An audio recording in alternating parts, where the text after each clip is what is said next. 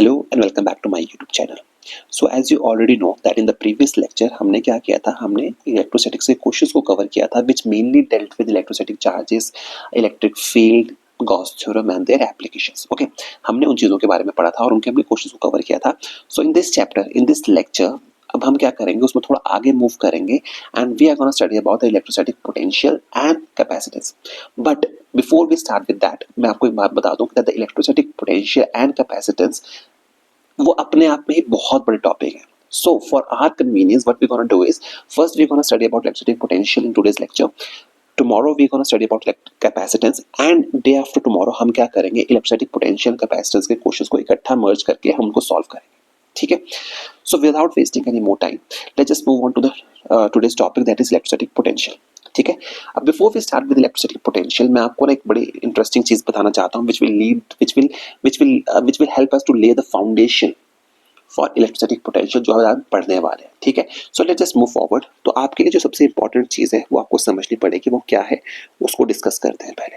ठीक है, देखिए, in the previous lecture we learned about the concept of electric field. हमने क्या पढ़ा था, हमने इलेक्ट्रिक फील्ड के कॉन्सेप्ट को पढ़ा था and we learn concept of electric field for a point charge and the distribution of charges. ठीक है, हमने प्रीवियस लेक्चर में हमने इलेक्ट्रिक फील्ड के कॉन्सेप्ट को पढ़ा था which was produced by a point charge और अ डिस्ट्रीब्यूशन ऑफ चार्ज, हमने उनको पढ़ा था and we came to a conclusion that the electric field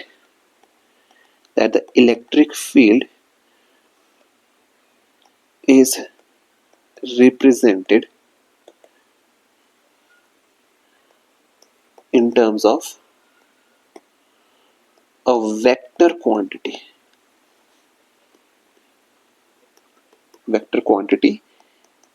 E vector, which is known as electric field intensity।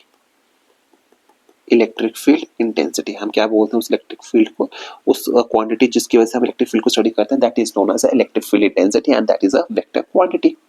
ठीक है, अब यहाँ पे हमें एक बात समझ आ रही है कि electric field intensity in itself is a vector quantity and while dealing with vectors आपको ये बात भी पता है कि हमें डायरेक्शंस एंड एंगल्स का बहुत ध्यान रखना पड़ता है। ठीक है, so this was bit problematic जब आप कैलकुलेशन ज्यादा करते हैं कि आपको वेक्टर्स का ध्यान रखना है, तो योर कैलकुलेशंस बिकम्स लेंथी। ठीक है, so in order to simplify our calculations, हमने कैलकुलेशन को सिंप्लीफाई करने के लिए हमने क्या किया, we came up with another quantity to represent the electric field. We came up with another quantity so that we can represent the electric field in a scalar form. ठीक है, और वो क्वांटिटी जिसकी वजह से आप इलेक्ट्रिक फील्ड को study कर रहे थे इन terms of in a scalar quantity, वो क्वांटिटी जो आपकी इलेक्ट्रिक फील्ड को स्टडी करने में हेल्प कर रही थी, that was electrostatic potential. It is denoted by symbol V and it is a scalar quantity. ये कैसी क्वांटिटी है? This is a scalar quantity. Let me repeat myself. Electric field जो अभी तक हम पढ़ के आ रहे थे उसको हम यूजुअली रिप्रेजेंट कर रहे थे बाय वेक्टर क्वांटिटी जिसको आप बोलते थे इलेक्ट्रिक फील्ड इंटेंसिटी। बट क्योंकि वो एक वेक्टर क्वांटिटी थी, तो while dealing with vector quantities, जैसे मतलब क्वांटिटीज का डील करने के लिए हमें क्या करना पड़ता है, हमें उसकी डायरेक्शंस एंगल्स का ध्यान रखना पड़ता है while making the calculations. So in order to simplify the calculations of electric field we came up with another quantity called electrostatic potential, जिसको हम V से डिनोट करते थे and which was a scalar quantity. तो इसका मतलब ये हुआ कि आप इलेक्ट्रिक फील्ड को दो तरीकों से रिप्रेजेंट कर सकते हो। एक तरीका है कि आप उसको एज अ वेक्टर रिप्रेजेंट करो, जिसको आप रिप्रेजेंट करते हो इन the form of electric field intensity. ये दूसरा तरीका आपके पास ये है कि आप उसको एज अ स्केलर रिप्रेजेंट करो इन टर्म्स ऑफ इलेक्ट्रोस्टैटिक पोटेंशियल। ठीक है, और which is a scalar quantity. ठीक है, आई होप दोनों बातें क्लियर हो गई। ठीक है, मैं आपके लिए लिख देता हूँ कि the electric field can be represented in two ways. Number one, in vector form. Vector form में अगर आप उसको डील करना है, then you will be dealing with electric field intensity. Electric field intensity. ठीक है, and the second is in a scalar form. तब आप डील करते हो with electrostatic potential. ठीक है, पेपर में आपसे यहां से देखिए क्वेश्चन कैसे पूछा जा सकता है। Question can be asked from you कि electric field intensity and the electrostatic potential are different ways of representing a same quantity called, options में इलेक्ट्रिक फील्ड होगा and that will be your answer. ठीक है, तो इस चीज का आपको ध्यान रखना है कि इलेक्ट्रिक फील्ड को रिप्रेजेंट करने के आपके पास दो तरीके हैं. One way to represent electric field is by the means of an vector quantity which is called electric field intensity which is denoted by symbol E vector, and other is a electric scalar quantity which is called electrostatic potential which is denoted by symbol V. ठीक है, I hope ये बात आपके लिए यहाँ तक clear होगी.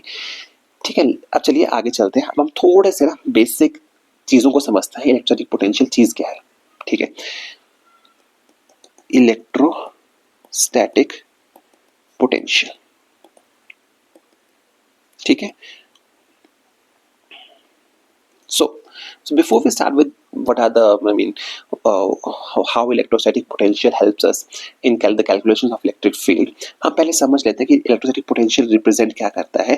तो आपको समझना पड़ेगा electrostatic potential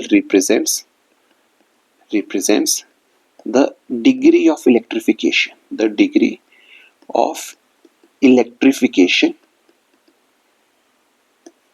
of the body. Okay, this is point number 1. ठीक है.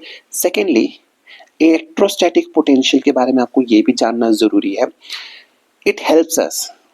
Now remember, always remember this thing. Electrostatic potential helps us to determine the direction of flow of charge between two charged bodies.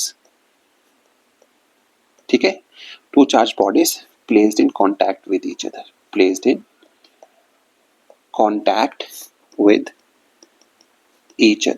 क्या मतलब हुआ इस बात का? इस बात का मतलब ये हुआ कि अगर आपको ये पता करना है, सी आप हमेशा आपने कभी ऑब्जर्व नहीं किया होगा, but you always talk in terms of potential. ठीक है, हम क्या कहते हैं कि अगर एक आपका ड्राई सेल है तो पॉजिटिव टू नेगेटिव फ्लो करता है. करंट की डायरेक्शन कहते हैं पॉजिटिव टू नेगेटिव फ्लो होती है. ठीक है, हम हमेशा पोटेंशियल के टर्म्स में बात करते हैं, बट हम कभी उसको इस तरह से समझ नहीं पाते कि आपको ये समझना पड़ेगा कि इलेक्ट्रोस्टैटिक पोटेंशियल जो होता है वो आपको डिटरमाइन करने में हेल्प करता है कि in which direction the charges will flow, and the charges always flow from a higher potential to a lower potential. ठीक है, and charges flow from higher potential to a lower potential. इतना clear हुआ आपके लिए? ठीक है ना. अब यहाँ पे ना सी आपको एक बात मैं यहाँ पे बिल्कुल क्लियर कर देता हूँ. देखने के लिए ये डेफिनेशंस बहुत कम है. ठीक है, ये डेफिनेशंस बहुत कम है, but let me tell you one more thing that these definitions will help you while solving your numerical problems, while solving your circuit diagrams. इन चीजों का आपको ध्यान रखना है कि these definitions will definitely help you. ये आपको बहुत हेल्प करेंगे अगर आपको इन डेफिनेशंस की क्लैरिटी नहीं है. If you don't have the clarity of these definitions, you might face problems while solving the numerical problems, or you might face problems while solving the circuit diagrams. जो आपके पास यहाँ पे सर्किट्स बन के आते हैं फॉर रेजिस्टेंस एंड कैपेसिटेंस, अगर आपको इनकी नॉलेज नहीं है आपको वो सॉल्व करने में बहुत दिक्कत होती है. ठीक है, फर्दर आपको यहाँ पे एक चीज को और समझना है. एक चीज आपको यहाँ पे और समझनी है that flow of charges stops when potentials of two bodies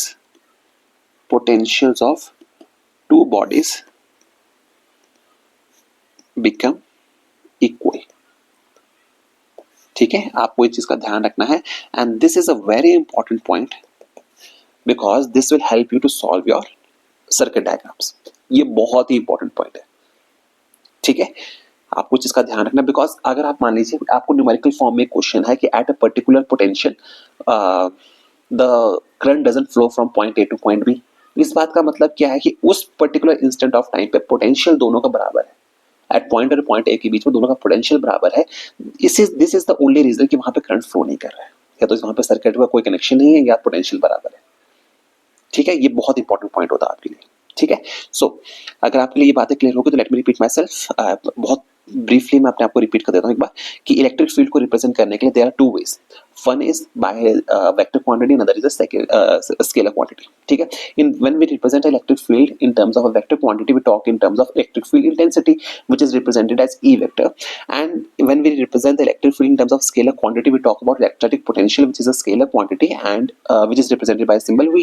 And now electrostatic potential is a very important quantity because number one, it tells us about the degree of electrification की body की electrification कितनी है, ठीक है। दूसरा, ये आपको बताता है in which direction the current will flow, and naturally the current flows from a higher potential to a lower potential. Point number 2. And point number 3 is the flow of current will stop. आपको ये भी पता होना चाहिए कि flow of current will stop once the potential between the 2 points becomes equal to 0. Potential becomes equal, ठीक है। ये बातें आपके लिए क्लियर हो गया। चलिए अब next question sorry let's just move to the next concept. In the next concept we are gonna study about electrostatic potential energy. We are gonna study about electrostatic potential energy. हम इसके बारे में study करने वाले हैं, ठीक है।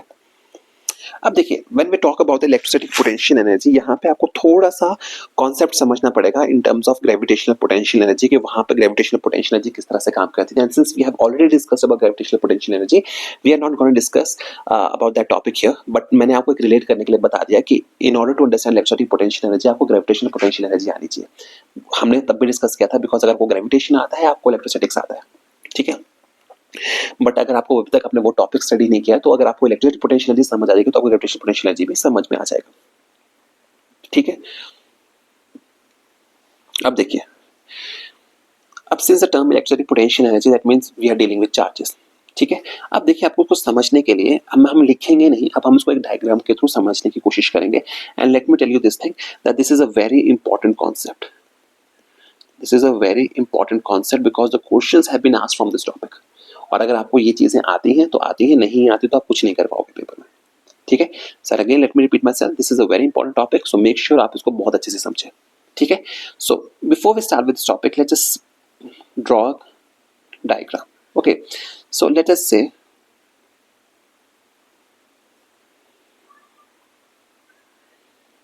this is your 3-axis system, okay, this is your 3-axis system where this represents your x-axis, this is your y-axis and this is your z-axis, okay। ये आपके पास 3 एक्सिस गिवन है and you have placed a charge plus q, you have placed a charge plus q at the origin, आपने origin पे plus q charge को रखा हुआ है, ठीक है। अब since plus q charge has been placed at the origin, अब प्लस क्यू चार्ज की कोई ना कोई इलेक्ट्रिक फील्ड होगी, ठीक है। The plus Q charge will be generating some kind of electric field. And let us suppose हम क्या करते हैं, एक charge plus Q, let us suppose we take a charge plus Q, ठीक है, and we bring that charge plus Q from point A to point B, ठीक है। Against the, since we are taking a charge plus q, अब capital plus q and small plus q क्या करेगा, because the nature of charges is same, they will repel each other. So हम क्या कर रहे हैं, we are trying to bring charge plus q from point A to point B. Here is charge q and we are trying to bring this charge here, ठीक है। हम उसको dr distance move करवा रहे हैं in the repulsive electric field, repulsive forces की वजह से, ठीक है। आपको बात समझनी पड़ेगी मैं क्या कह रहा हूँ। Let me repeat myself once again. हम क्या कर रहे हैं, जो प्लस क्यू चार्ज है उसको मूव कर रहे हैं from point A to point be against the repulsive force of charge capital plus Q, ठीक है। जब मैं उसको ए से लेके बी तक लेके आ रहा हूँ एंड हम ये एज्यूम करके चल रहे हैं कि initially the distance between the charges was, this distance was R. Initially हम ये एज्यूम करके चल रहे हैं और हमने उसको कितना मूव करवाया, डी आर मूव करवा के we brought the charge plus Q from point A to point B. Now यहाँ पे आपको 2 कंसिडरेशंस और देखनी पड़ेंगी। पहली कंसिडरेशन जो आपको यहाँ पे देखनी पड़ेगी that this Q is your test charge, this Q is your test charge. Nature same है, टेस्ट चार्ज होने का मतलब ये है कि the magnitude of the small Q will be so small कि वो अपनी इलेक्ट्रिक फील्ड की वजह से प्लस क्यू के इलेक्ट्रिक फील्ड को इंटरफेयर ना करे, ठीक है। ये बात क्लियर होगी आपके यहाँ पे, ठीक है। और आपको ये भी समझना पड़ेगा कि ये जो Q two capital small Q जो है फ्रॉम पॉइंट ए से पॉइंट बी तक जा रहा है, ठीक है, ये भी कोई अपनी फोर्स ना जनरेट करे, ठीक है। सो अब आपको समझिए, अब आपको यहां पे बहुत इंपॉर्टेंट चीज समझनी पड़ेगी। देखिए, since Q and Q are of same nature, since Q and Q are of same nature implies they will apply repulsive forces. क्या अप्लाई करेंगे वो एक दूसरे पे? रिपल्सिव फोर्स अप्लाई करेंगे। And what will happen due to the repulsive force? अगर वो अब आप देखिए क्या हो रहा है, अगर वो रिपल्सिव फोर्स को अप्लाई कर रहा है, if the repulsive force is being applied, अगर वहां पर रिपल्सिव फोर्स लग रही है, that means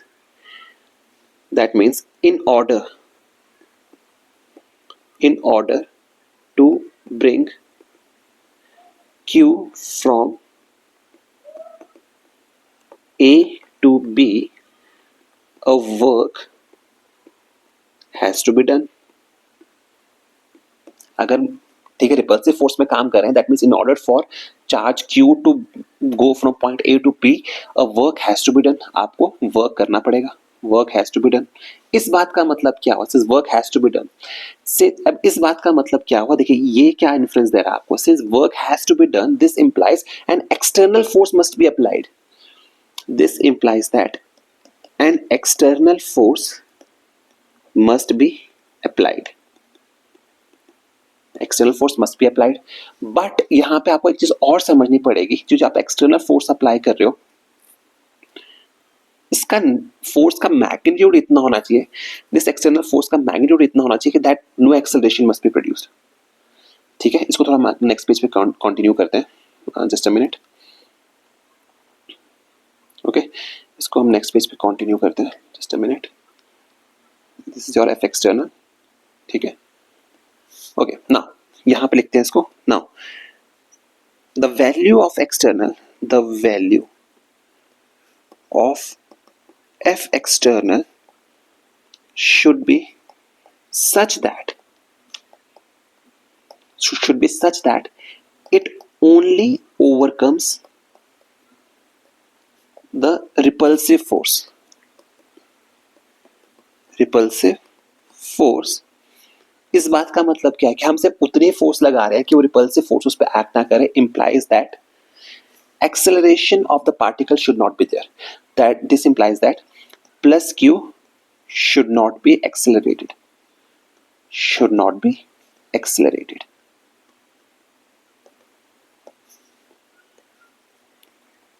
should not be accelerated, ठीक है। आपको समझ में आया? इलेक्ट्रोस्टैटिक पोटेंशियल एनर्जी को समझने के लिए ये कंडीशंस आपको सेटिस्फाई करनी पड़ती है, ठीक है। हमने यहाँ पे टेस्ट चार्ज जो लिया है, हमने प्लस क्यू वाला लिया है, and in order to understand the electrostatic potential energy हमने ये किया, ठीक है। आई होप इतनी बात क्लियर होगी, ठीक है। अब देखिए अब हुआ क्या ना, what happens due to this condition, अब इसकी वजह से हुआ क्या? Since no acceleration is being produced and a work has to be done to bring a charge from point A to point B, इसका मतलब क्या हुआ? दिस इंप्लाइज, आप देखिए बहुत ध्यान से समझिएगा, work done by external force is negative of work done by electric force.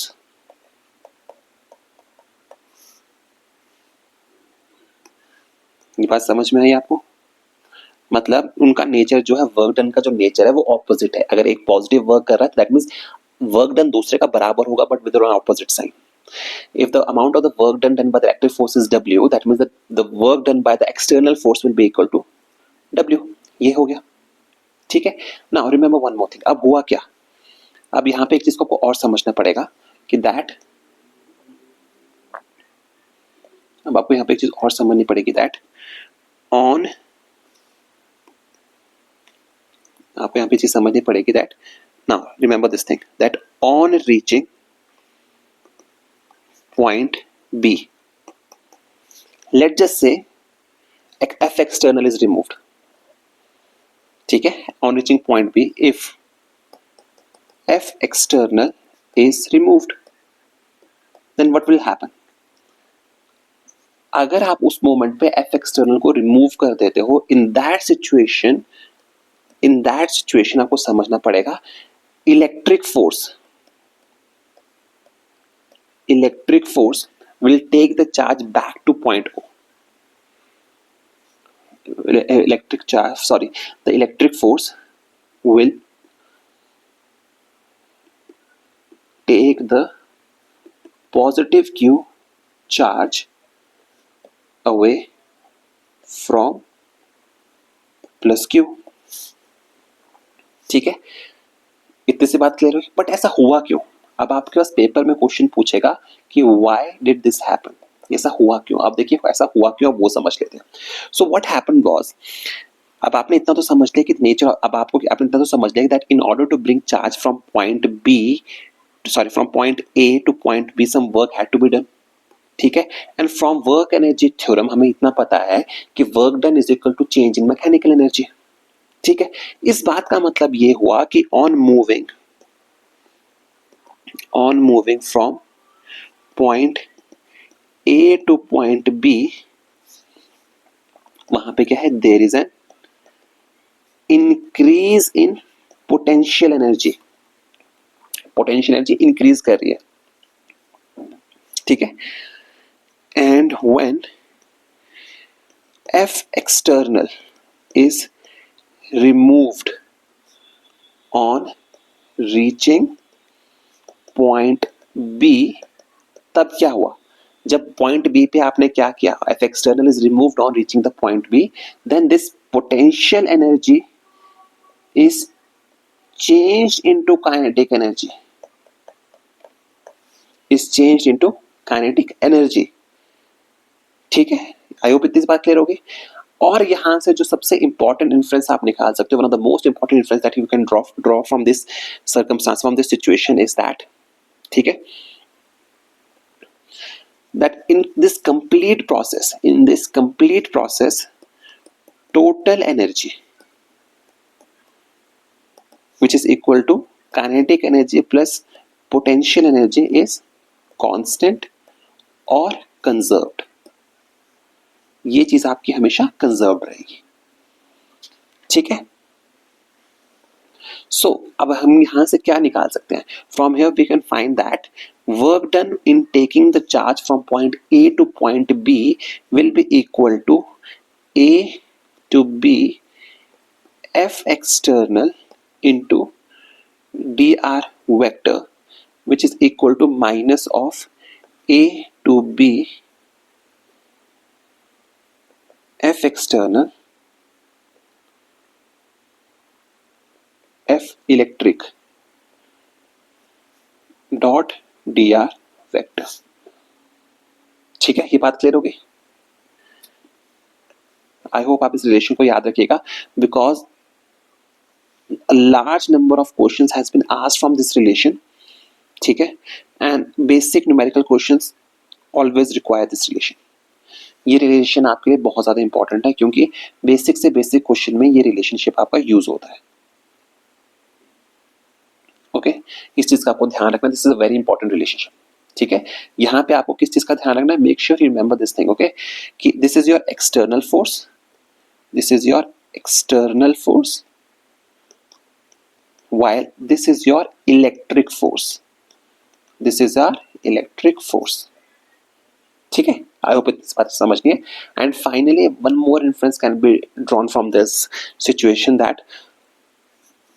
that work done, please remember this thing, this is very important, that the work done against electrostatic force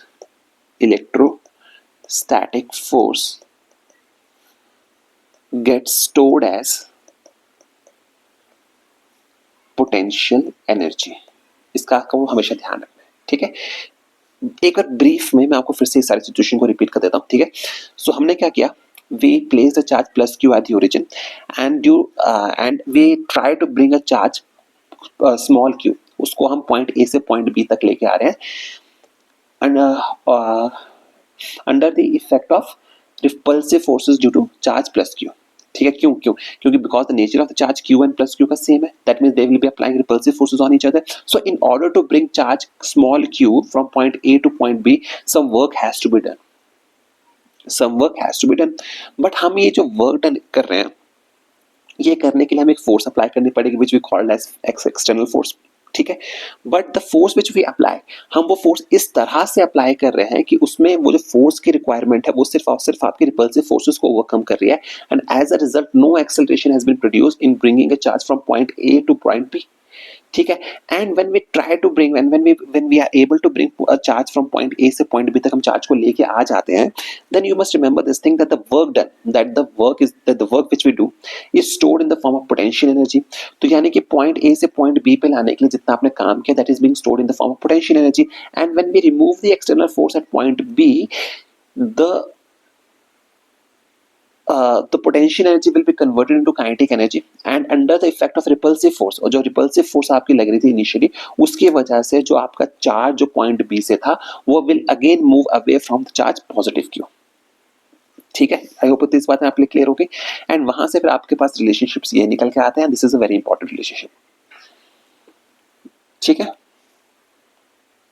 now यहाँ पे आपको मैं एक बहुत important चीज बताने वाला हूँ. This is a very important concept, and this concept can be asked from you in the form of assertion and reasons. Okay, आपको समझना पड़ेगा. Okay, that is charge q in this complete process, जो आपका charge q है, possesses, उसके पास हमेशा certain amount of that charge will possess certain amount of electrostatic potential, electrostatic potential energy, electrostatic potential energy that the charge will possess, the charge q will possess certain amount of potential energy at every point in the electric field. Eight every point in the electric field. क्या मतलब है इस बात का? इस बात का मतलब ये है कि जब हमने क्या कहा कि द वर्क डन जो था that was stored in the form of potential energy from point A to point B, and point B had a maximum potential energy. तो इस बात का मतलब ये नहीं है कि उसकी पोटेंशियल एनर्जी सिर्फ उसके पास पॉइंट बी पे ही होगी. इस बात का मतलब ये है कि that charge Q will possess the electrostatic potential and energy at every point in the electric field. अगर ये रहा आपका plus Q and this is your plus q and this is the electric field. Let's just say this is the electric field. इसको uniform बनाते हैं. I paid the non uniform. इसको uniform बनाते हैं. देखिए, इसको समझना पड़ेगा. If this is your plus q and this is plus q, ठीक है, and original distance between them is r. ठीक है, let's just say we bring it from point A to point B. This is the point B. इस बात का मतलब ये है during the entire journey from point A to point B, the charge plus Q will have potential energy at every single point. Her point पे उसके पास potential energy होगी.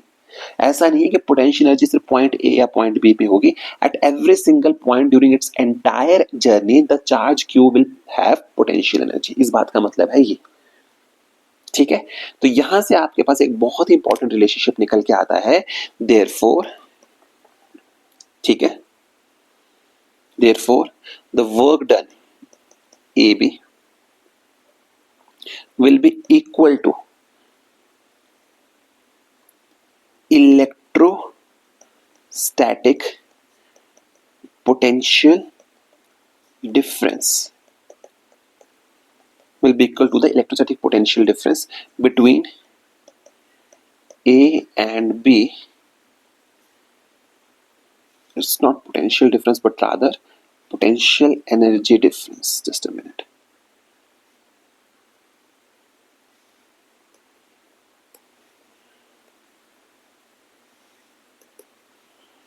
Just a minute, please. Potential energy difference, which is equal to between A and B, which is equal to UB minus UA.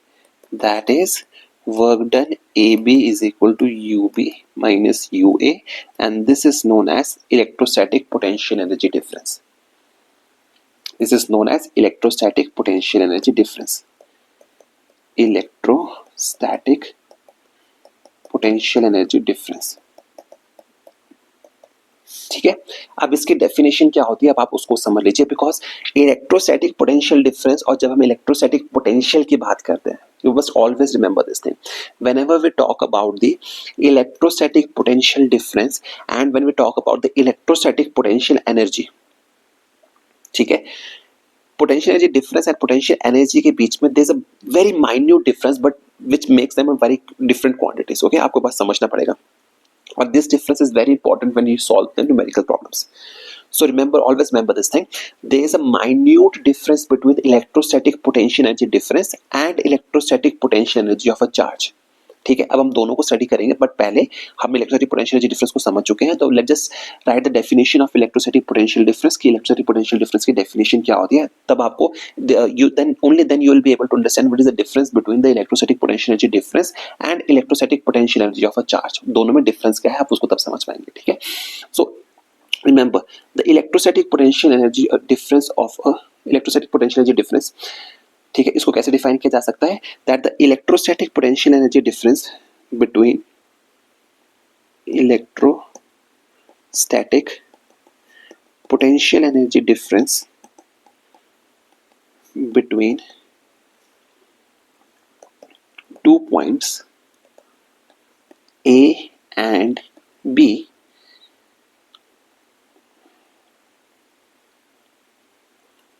is defined as the, remember this thing, minimum.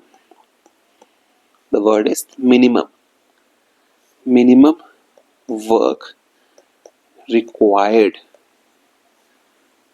to be done by किसके through, external force, by F external in moving without acceleration, moving without acceleration, a test charge from A to B. From A to B. So this is the definition for electrostatic potential difference. See, क्या कहा कि electrostatic potential difference को हम define करते हैं as the minimum amount of work done. As the minimum work done. इन चीजों को ध्यान रखिएगा, ये words बहुत important है. Minimum work required to be done by F external with in moving without acceleration a test charge from point A to point B. Point A से point B तक अगर आपको एक चार्ज को लेके जाना है, then the amount of work done, minimum amount of work done that is required so that we can move charge from point A to point B without acceleration is known as electrostatic potential difference. इस चीज का ध्यान रखिएगा. This is the definition of electrostatic potential difference. Okay, अब देखिए what is how this electrostatic potential difference is different from electrostatic potential energy of a charge. ठीक है, अब हम बात करते हैं electrostatic potential energy of a charge. Electrostatic potential energy of a charge. Now we are going to talk about electrostatic potential energy of a charge. ठीक है, इसमें एक बात को समझिएगा कि आप पॉइंट को we try to move the test charge from infinity to a given point. जब हम इलेक्ट्रोस्टैटिक पोटेंशियल एनर्जी डिफरेंस की बात करते हैं, we simply talk about moving a point from point A to point B. ठीक है, but if that point A is located at infinity, then the potential energy difference is known as electrostatic potential energy of a charge. ठीक है, इसको समझ लेते हैं. इसको समझें तो इसको हम लिख सकते हैं. ठीक है, कैसे लिख सकते हैं, that the electrostatic potential energy of a charge Q at a point B in an electrostatic field due to a charge configuration as the work done by F external, again F external, in bringing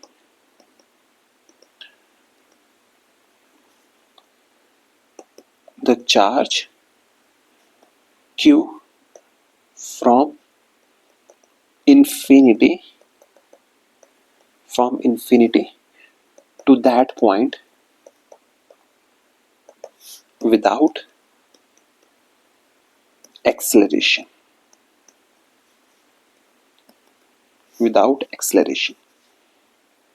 again मैं repeat कर देता हूँ, infinity से लेके आना है, without acceleration लेके आना है to a given point, let just say that point is B, then that is known as electrostatic potential energy difference, that is potential energy of charge, sorry.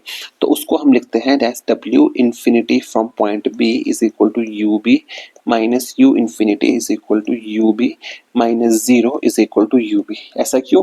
Because इस बात को ध्यान रखिएगा, potential at infinity is taken as zero,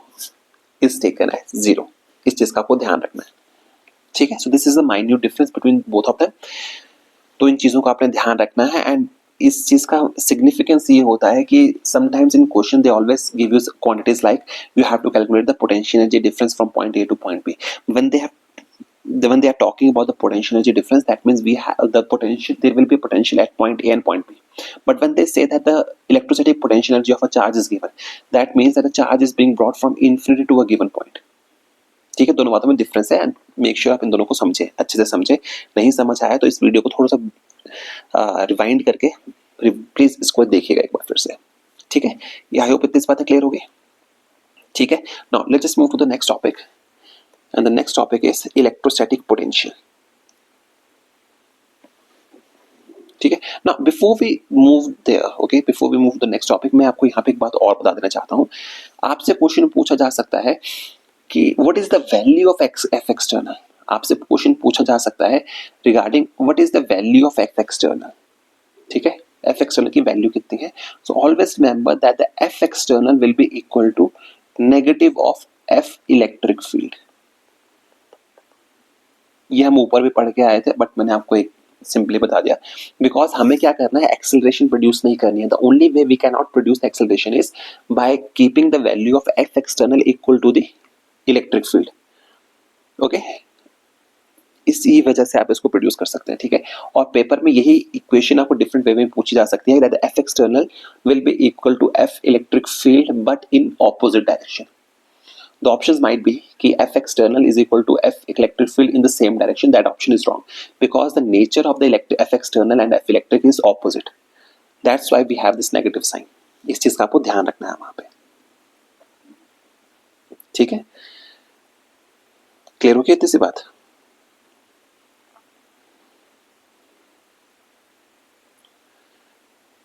ठीक है। Now next topic is electrostatic potential. Next topic is electrostatic potential.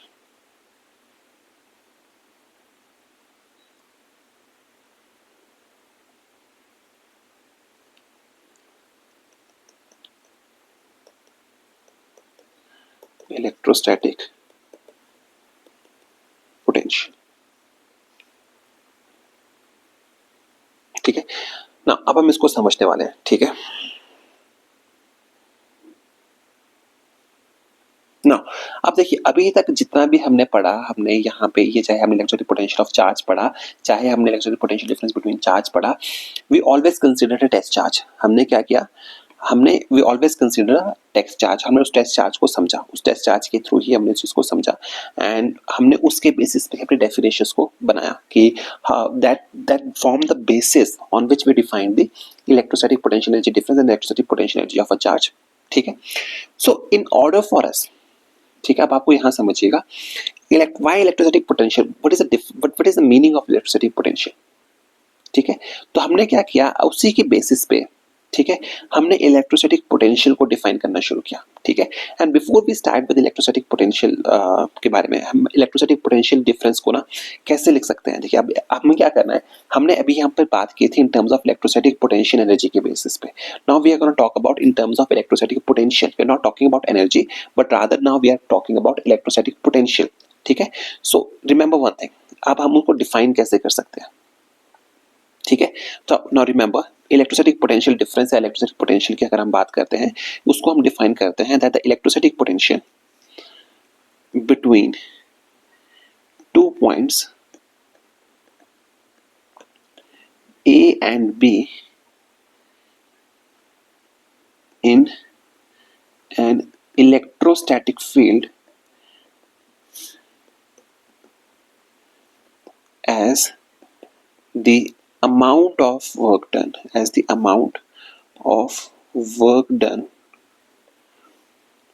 in carrying a unit positive test charge without acceleration from A to B along any path between two points. Electrostatic potential difference की अगर हम बात करते हैं इसको हम लिख सकते हैं एज डिफरेंस। ठीक है। अब देखिए क्या कहना चाहता है, see what is the significance of taking a unit positive charge.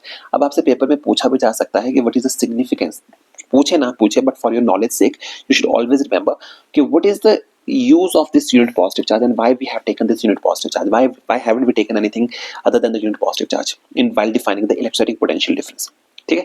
देखिए हमने यहाँ पे डिफाइन किया था in terms of potential energy, यहाँ पे हम बात कर रहे हैं in terms of potential, both quantities are different और इनके बीच में एक रिलेशनशिप होता है and we will try to understand what is that relationship. Okay, हम उसको समझेंगे क्या होता है। इलेक्ट्रोस्टैटिक पोटेंशियल को समझने से पहले आपको इलेक्ट्रोस्टैटिक पोटेंशियल डिफरेंस को समझना पड़ेगा। ठीक है। सो अब देखिए हमने इलेक्ट्रोस्टैटिक पोटेंशियल डिफरेंस को समझने के लिए why we took unit positive charge, we took the value of unit positive charge. हमने उसको क्यों चूज किया, सो दैट आप याद रखिएगा इसको समझने के लिए कि सो दैट कि हम टेस्ट चार्ज के मैग्नीट्यूड से बच जाएं। ठीक है, हमने उसको यूनिट किससे डिफाइन कर दिया सो दैट हमें उसके मैग्नीट्यूड से कोई फर्क ना पड़े, कि आपको ये चीज सेल्फ एक्सप्लेनेटरी हो जाए कि हम हमेशा यूनिट पॉजिटिव चार्ज को लेके चलते हैं, ताकि यूनिट का मतलब क्या होगा 1, so that we so that the characteristic equations become independent of the magnitude of test charge. That's why we took unit positive charge. इसलिए हमने unit positive charge को यूज किया so that the characteristics equations becomes independent of the magnitude of the charge। मतलब magnitude of charge को कोई फर्क ना पड़े, उसके independent हो जाए, इसलिए हमने unit positive charge को यहाँ पे लिया। ठीक है। अब देखिए कैसे इसको डिफाइन कैसे किया जाता है, इलेक्ट्रोस्टैटिक पोटेंशियल एनर्जी डिफरेंस को किस तरह से we deal with this thing. So let's just say this is 2 point, this is point A and this is point B. ठीक है। And potential at point A is VA and potential at point B is VB। ठीक है, I hope इस बात clear हुई। अब हमें जाना है point from point A to point B, we have to move from point A to point B and these are the ways with which we can go. ठीक है, these are the ways by which we can go from point A to point B। ठीक है, then remember this thing, okay, that UB minus UA, this will the potential energy difference। If we divide this thing by charge, the value of the charge, we will get the value as WAB over Q, and this value will be equal to VB minus VA, which will be equal to delta V। This is your potential difference between 2 points। This is the potential difference between 2 points। ठीक है, और इसके units क्या होते हैं 1 volt। And remember this is a very important relationship, very important है relationship आपके लिए, बिकॉज मेनी न्यूमेरिकल प्रॉब्लम्स जो होती हैं आपको इसी रिलेशनशिप के थ्रू सॉल्व करनी पड़ती हैं, because this plays a very important role while solving your numerical problems। ठीक है, इस चीज का आपको ध्यान रखना है कि this is the relationship between the electrostatic potential energy difference and potential difference. This represents your potential difference and this is your potential energy difference। UB minus UA is your potential energy difference। okay, so potential energy is equal to Q times of delta V। इस चीज को ध्यान रखिएगा। ठीक है, यहीं से आप क्या कर सकते हो, you can define the term electrostatic potential। यहीं से आप क्या कर सकते हो, आप एक टर्म डिफाइन कर सकते हो यूनिट पोटेंशियल, इलेक्ट्रोस्टैटिक पोटेंशियल। कैसे, अगर आप देखिए हमने electrostatic potential energy difference, potential energy of charge को कैसे डिफाइन किया था कि जब आपका एक पॉइंट इन्फिनिटी से आप उसको वहां लेके आ रहे हो। Similarly if we have taken a charge A at infinity, then the electrostatic potential will be defined as electrostatic potential at any point in a region is defined as the minimum work done in carrying a unit positive charge from infinity to that point. मतलब अगर आपका इन दोनों में से अगर एक point अगर आपका इन्फिनिटी पे है, इन्फिनिटी से आप उसी पॉइंट पे लेके जा रहे हो, दैट मींस तब आपको उस डिफाइन करोगे as electrostatic potential. So let just say this is our equation number 1, and if we substitute the value of UA is equal to infinity, because we are assuming that point A is at infinity, and at infinity potential energy is taken as 0, so in that case the work done will be equal to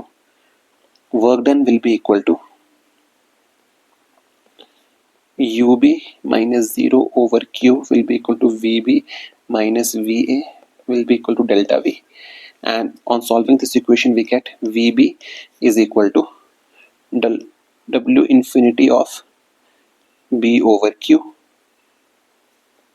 ठीक है, आपके पास फिर ये relation निकल के आएगा because potential at infinity is equal to 0, this value will be equal to 0.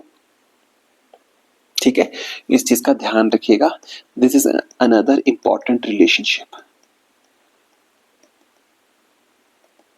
ठीक है, ये क्वेश्चन को सॉल्व करने में बहुत हेल्प करता है. ठीक है, further let's just continue forward. अब आपको यहाँ पे समझना पड़ेगा, remember one thing, that the electrostatic forces are conservative in nature.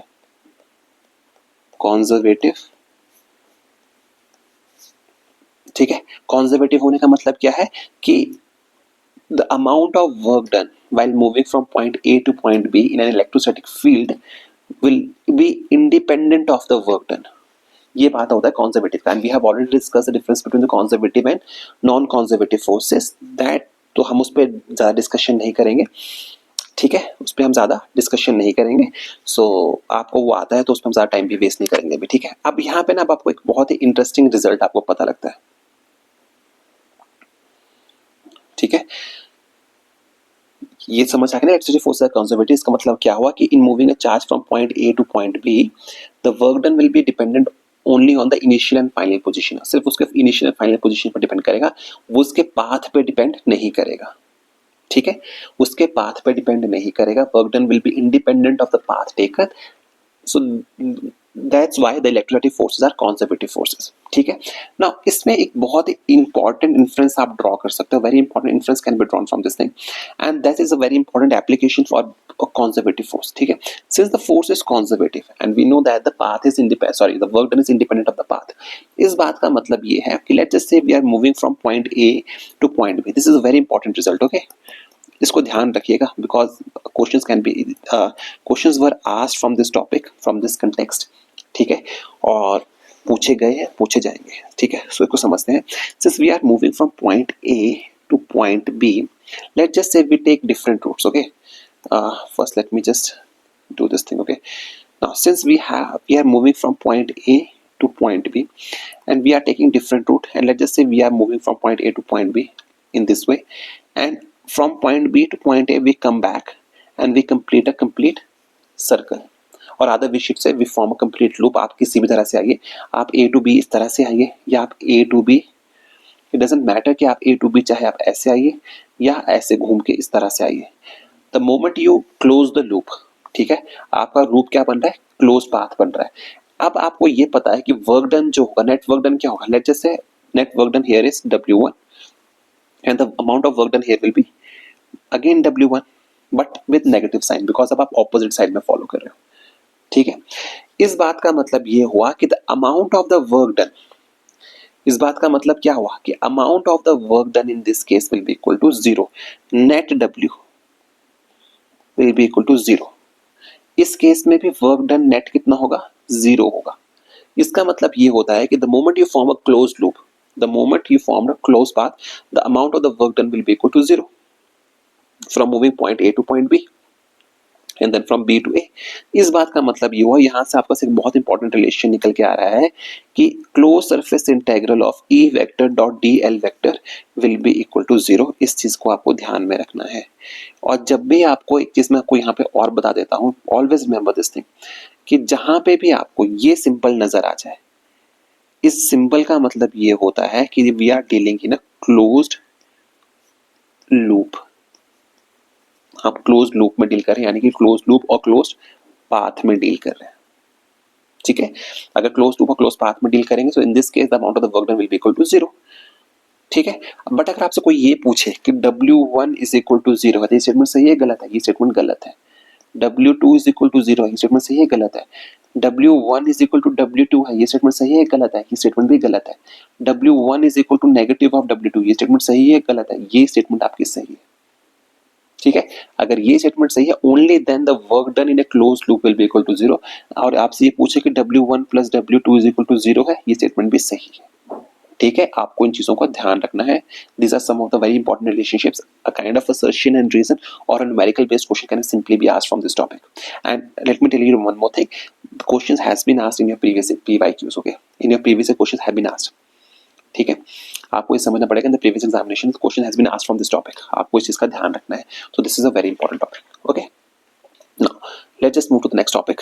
Next topic is electrostatic potential due to a point charge. Next topic जो आपका है that is electrostatic potential due to a point charge.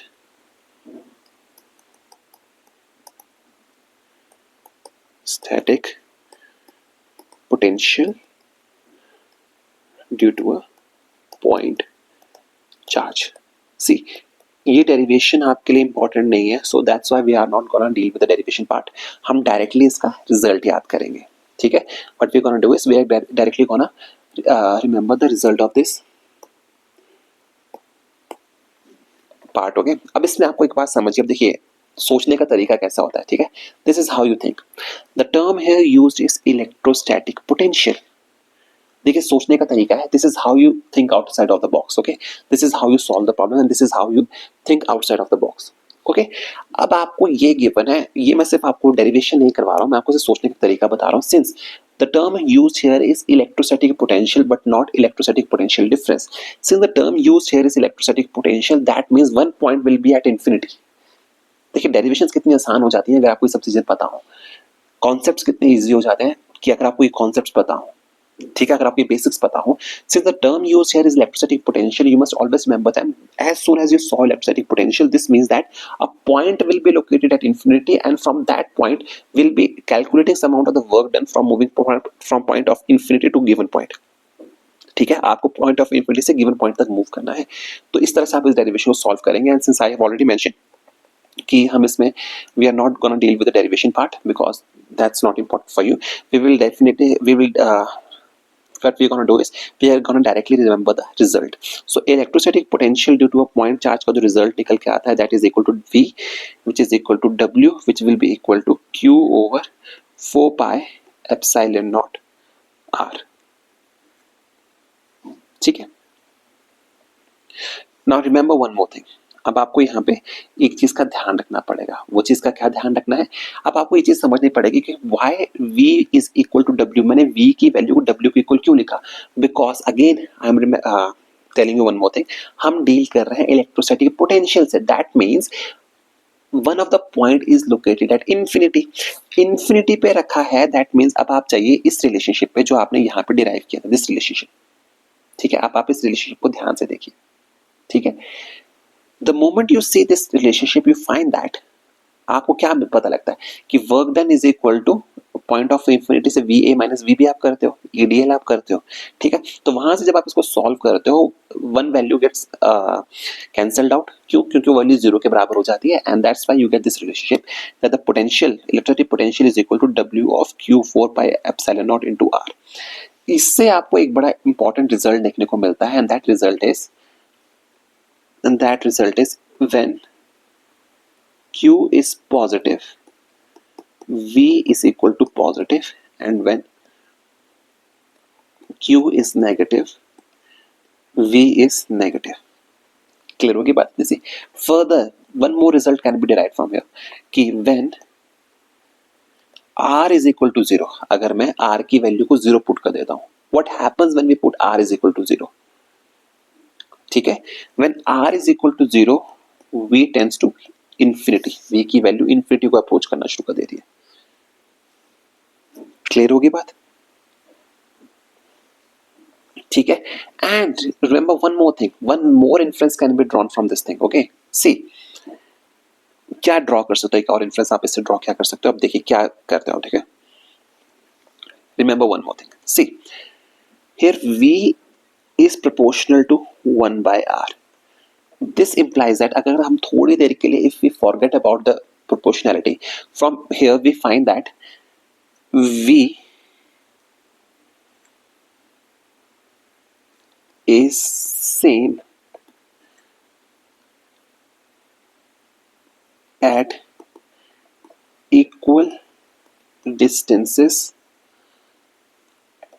from a point charge. Just a minute, इसको समझते हैं अभी हम क्या कहना चाहते हैं, will be same। अब देखिए क्या है, अब आपको ये समझ आ रहा है कि v is proportional to 1 by r, और हमने ये कहा कि v will be same at equal distances from point charge, that v will be same, that v will be same, v will be same at equal distances from point charge। so इस बात का मतलब क्या है, what does this mean? इस बात का मतलब ये है, आप समझिए क्या है, v is proportional to 1 by r, let's just say r is equal to 1, r is equal to 1, so this is your charge q, and at r is equal to 1 let's just say we plot a circle, so r is equal to 1, अब ये charge क्या है, centre पे रखा हुआ है, the moment we keep this charge at the centre, इसको थोड़ा और अच्छे से बनाते हैं ताकि आपको समझ में आए। Since this charge is kept at the centre, okay, this charge is kept at the centre and we are talking at that we are calculating the v at r is equal to 1, और हम ये कह रहे हैं कि we have to calculate the value of v at r is equal to 1।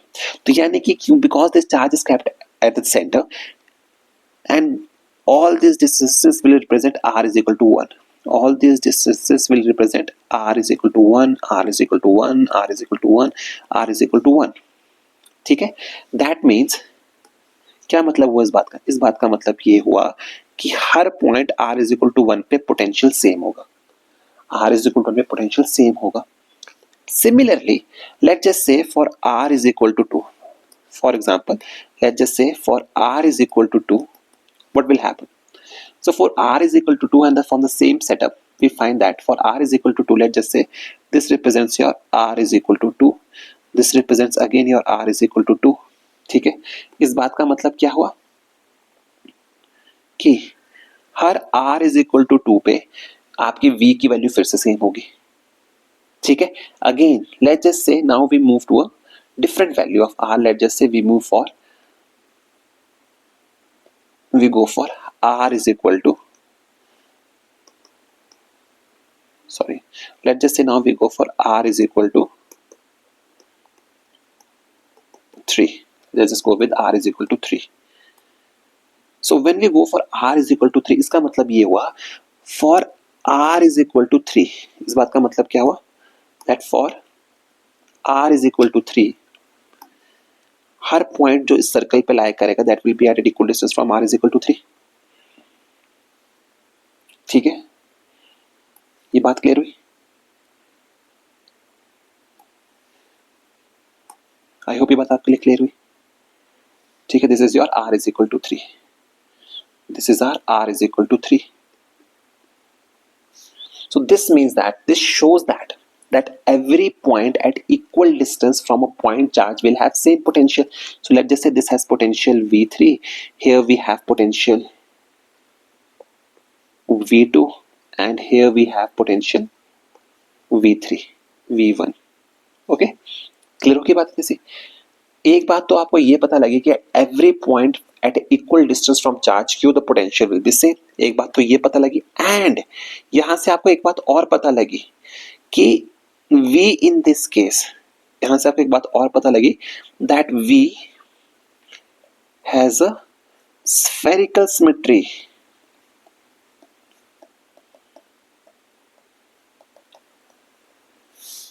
ठीक है। I hope ये बात आपको क्लियर हुई, आपको ये समझ आया कि why we has a spherical symmetry, ठीक है। Now let just plot a graph for this. अब हम क्या करते हैं, इसके लिए ग्राफ प्लॉट करते हैं to find the relationship how V varies with r, कि v की वेरिएशन r के साथ किस तरह से होती है। Now we gonna see how that variation works. Okay, so let just plot the graph, ठीक है। This is your x axis and y axis, and let's just say v is represented across this axis and r is represented across this axis. R is represented across this axis. Okay, now since, बहुत ध्यान से देखिएगा, now since v is proportional to 1 by r, that means an inverse relationship यहाँ पे exist करता है, आपका inverse relationship exist कर रहा है। And for q is equal to positive, हम q की वैल्यू को पॉजिटिव लेके चल रहे हैं, उस केस में जो आपका v वर्सेस r कर्व बनेगा वो कैसा बनेगा? इन that case the v versus r curve will be like this, this will be your v versus r curve, ठीक है। अब यहाँ पे एक चीज और स्टडी करते हैं, इसी ग्राफ पे हम स्टडी करेंगे कि हमने ये पढ़ा कि electric potential due to a point charge is given by this relationship, and from the previous lecture we know that the electric field due to a point charge, from the previous lecture we know that the electric field due to a point charge is given as E is equal to 1 over 4 pi epsilon naught into Q over R square, implies that E is proportional to 1 by R square for Q is equal to positive, if Q is positive, और यहाँ में Q is equal to positive लेके चल रहे हैं, and E is proportional to 1 by R square. So if we plot E on the same graph, if we plot E on the same graph, तो E का जो relation आपको निकल के आएगा वो कुछ, E का जो ग्राफ आपके पास निकल के आएगा वो इस तरह से निकल के आएगा, ठीक है। तो इन चीजों का ध्यान रखिएगा पेपर में आपसे क्या पूछ रहा है, किसका ग्राफ आपसे पूछ रहा है, ठीक है। So remember this thing, so this graph represents your E, this graph represents your V and this graph represents your E, ठीक है। And this is the graph for when Q is equal to positive, जब आपकी Q की value positive होगी, ठीक है। अब चलते हैं when Q is equal to negative. Again let's just plot the same graph when Q is negative, जब Q नेगेटिव है। अगर आपका Q नेगेटिव है, हम पहले उसके लिए ग्राफ प्लॉट करेंगे, ठीक है। देखिए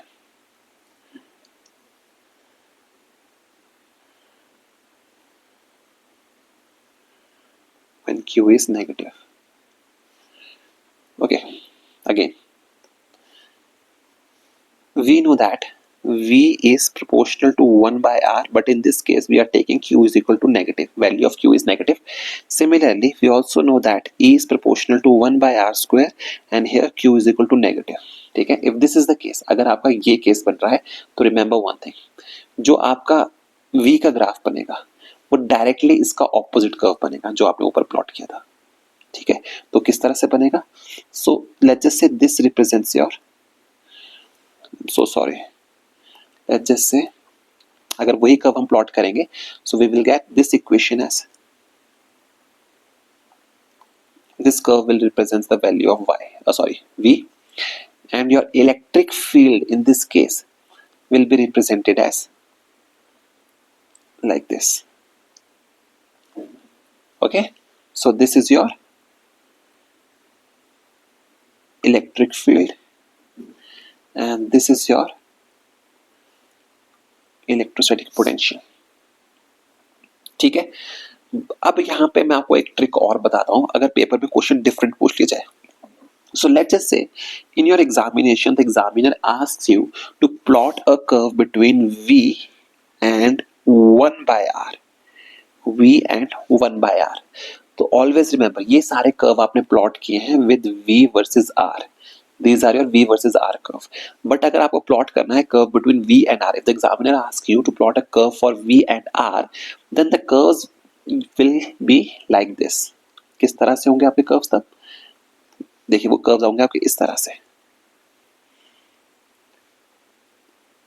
okay, so let's just say this is your v and this is your 1/r, this is your 1/r। ठीक है, अब देखिए v is proportional to 1/r, इस बात का मतलब क्या है कि अगर मैं v की 1/r को y पुट कर दूं तो v और 1/r में क्या रिलेशन पुट होगा, दे will be directly proportional, direct proportionality का रिलेशन आपको देखने को मिलेगा, and that's why your curve will be like this, and that's why your curve will be like this, and this relationship will be for q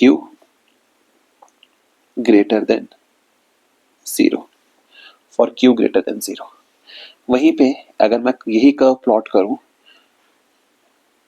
v and 1/r, curve between v and 1/r for q less than 0, तो again curve कैसा बनेगा, direct proportion में बनेगा, इस तरह से बनेगा, and this will be for q less than 0। इन कर्व्स का आपने ध्यान रखना है। ठीक है, चलिए next, let's just move to the next topic. The next topic is potential due to group of point charges on it. ठीक है, the next topic is potential at a point due to group of electric charges, due to group of electric charges, potential at a point due to group of electric charges। See, आप देखिए कितनी, अब आपको significance समझ आएगा कि why the calculations with potentials are easy। Okay, now you will understand why the calculations with potential are easy and why the calculations with electric field are bit difficult। When we are dealing with vectors, the calculations becomes bit hectic, okay, but when we are dealing with scalars, calculations becomes easy। अब देखिए किस तरह से, see, let us suppose this is the point P where we have to calculate the potential due to charge, let's just say Q1, there is your Q2, there is Q3, and here we have Q4। okay, this is at a distance r1, this is at a distance r2, this is at r3 and this is at r4। ठीक है, ये बात clear होगी।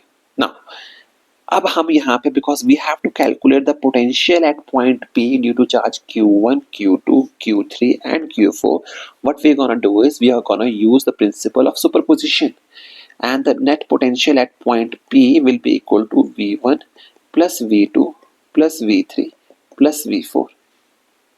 ठीक है, ठीक है, and let's just say there are n number of charges, let's just suppose there are n number of charges, let's just say we have Qn, so the net potential will be equal to plus Vn, this will be the value, and we know that due to a single point charge the potential is given by 1 by 4 pi epsilon naught into Q over R।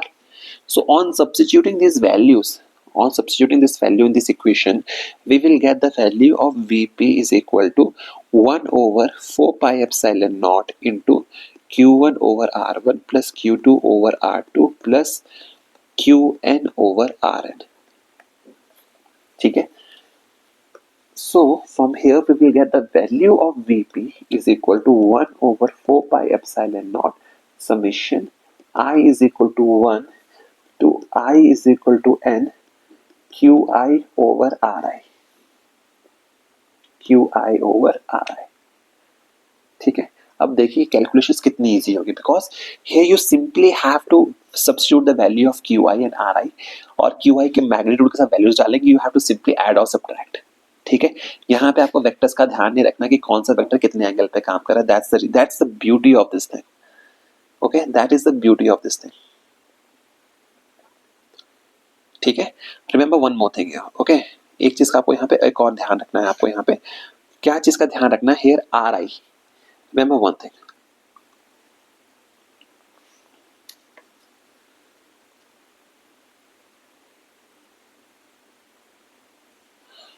ठीक है, ये तो हो गया जब आपका origin पे था, we have placed the point P at the origin.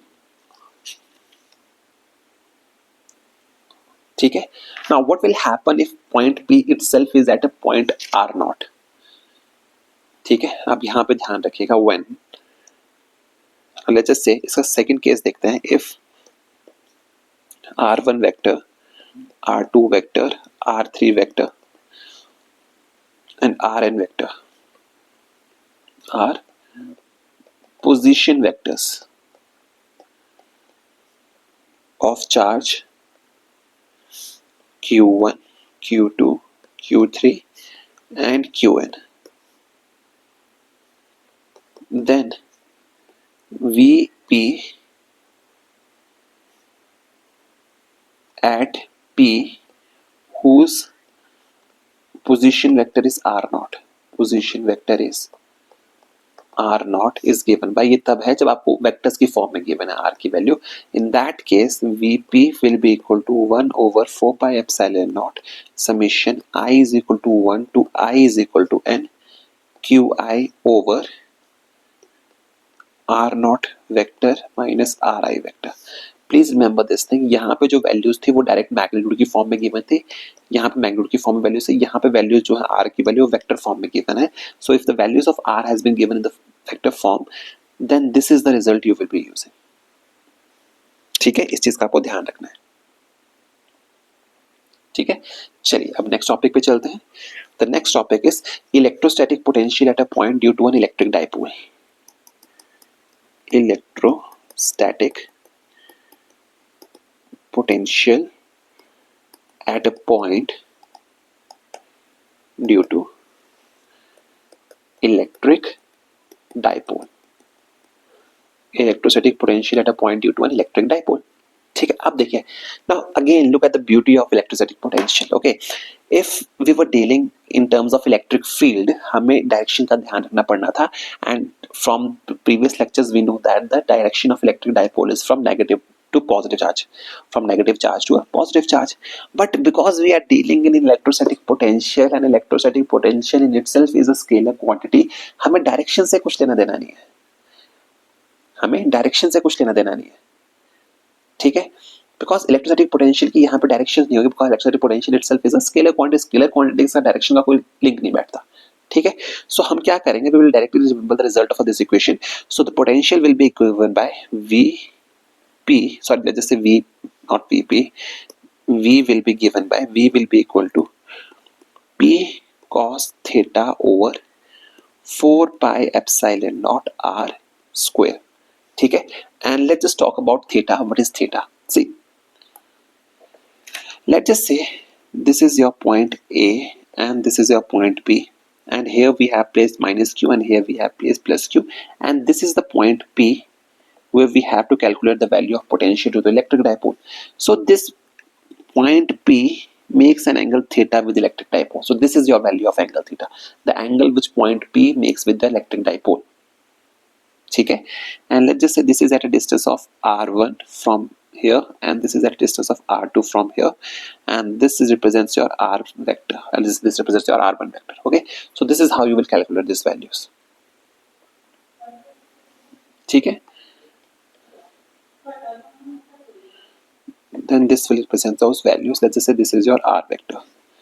Okay, तो यानी कि आपके पास ये वैल्यूज ये निकल के आएंगी. ठीक है, now remember one more thing, हम क्या करेंगे इस क्वेश्चन को, will try to refine this relationship a bit more. ठीक है, इसको हम थोड़ा और रिफाइन कर सकते हैं, because p cos theta can be written as p vector dot r unit cap. r का यूनिट कैप की फॉर्म में भी इसको लिख सकते हैं, because we can write p cos theta like this way. ठीक है, so therefore the potential can also be written as p vector dot r unit cap over 4 pi epsilon naught into r square. Now अब आपके दिमाग में question ये उठना चाहिए कि how we are able to write p cos theta in this form, how we are able to write p cos theta in this form. See, अब आप तो यहाँ से कहेंगे कि यहाँ से p वेक्टर के v की वैल्यू वेक्टर की फॉर्म में आ रही है, नहीं आ रही है. Remember one thing, here we have a dot product. What we are having a dot product and r cap represents a unit vector, r cap represents a unit vector. So हम अगर मैं simply इस value को उठाऊं यहाँ से and if we try to solve this thing, so let's just say this is your p vector dot r unit cap will be written as p into r unit cap magnitude of r unit cap, sorry, cos theta, angle between p and r cos theta. So r unit cap magnitude will be equal to 1 and this will be equal to p cos theta. So p cos theta can be written in this form. I hope ये बात आपको समझ में आ गई. ठीक है, but this does not mean that V is a vector quantity. Please remember this thing. इस बात का मतलब ये नहीं है कि P एक वेक्टर V एक वेक्टर क्वांटिटी है. अगेन मैं इस बात को रिपीट कर देता हूँ कि P cos थीटा जो है उसको हम लिख सकते हैं इन the form of P vector dot R unit cap. ठीक है, क्यों लिख पा रहे हैं? बिकॉज अगर मैं P vector dot R unit cap को करूं, सॉल्व करूं, तो मेरे पास वैल्यू निकलेगी P into magnitude of R का unit cap into cos theta, और because that's a unit vector तो आपके पास निकल के आएगी P into 1 of cos theta. तो इसलिए हम क्या है, P cos थीटा को P vector dot R unit vector के फॉर्म में लिख पा रहे हैं. But please remember one thing, इस बात का मतलब ये नहीं है कि V is a vector quantity. Okay, ठीक है ना? So this is the relations which you gonna remember. In relations का आपने ध्यान रखना है. पहला relation and this is your second relationship जिसका आपको ध्यान रखना है. ठीक है, because any kind of relationship can be directly asked from you in the examination. ठीक है, now what will happen, now let's just से what will happen when theta is equal to 0 degree or pi. See, when theta is equal to 0 degree or pi, मतलब आप उसकी axial line पे lie कर रहे हो, because आप उसकी axis पे lie कर रहे हो, that means you are lying on the axial line. In that case, V will be equal to plus minus P over 4 pi epsilon naught into R square. ठीक है, remember one more thing, plus sign is for theta is equal to 0 degree and negative sign will be for theta is equal to 180 degree. Clear होगी बात इतनी सी? ठीक है, next is when theta is equal to pi by 2, in that case v will be equal to 0. अब pi by 2 represents your, this represents your axial point and v is equal to 0, pi by 2 this represents your equatorial point. इस बात का मतलब क्या हुआ कि at equatorial point from an electric dipole the electric potential is 0. Electric potential is 0 and this is a very important result because this result has directly been asked here in previous year examinations. ठीक है, ये बात आपके लिए clear होगी यहाँ पे? ठीक है ना? चलिए अब आगे कंटिन्यू करते हैं. यहाँ पे क्लियर हो गया आपके लिए, अब आगे कंटिन्यू करते हैं हम इसमें. ठीक है, आप देखिए यहाँ पे आपको एक चीज को और समझना पड़ेगा कि potential due to a point charge that varies with R as 1 by R. Potential due to a point charge that varies with R as 1 by R. ठीक है, and potential due to a dipole that varies as 1 by R square. ठीक है, इस चीज का ध्यान रखना है आपको. This is a very important concept.